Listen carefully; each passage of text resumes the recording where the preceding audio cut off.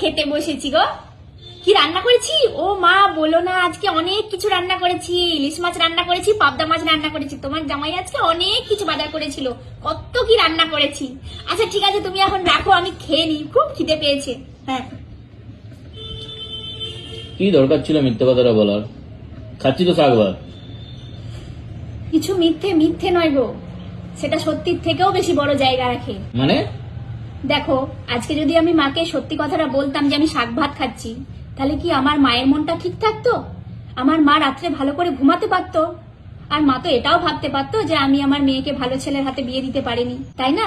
তাহলে আমার মায়ের ভালো থাকার জন্য যদি আমাকে মিথ্যে কথা বলতে হয়, তাহলে আমি মিথ্যে কথা বলতে রাজি আছি। আর মন্দিরের প্রসাদ, সে শসার টুকরো হোক বা মিষ্টি, সেটা দুটোরই স্বাদ সমান। আমি আমার স্বামীর ঘরে শাক ভাত খাচ্ছি না মাছ ভাত খাচ্ছি, সেটা বড় মানে হয় না। তুমি আমার সাথে সুখে আছো, আমি তোমার সাথে সুখে আছি, এটাই বড় কথা। এর থেকে বড় আর কিছু হতে পারে কি? না, তুমি ঠিকই বলেছো গো। तुझ में रब दिखता है यारा, मैं क्या करूं।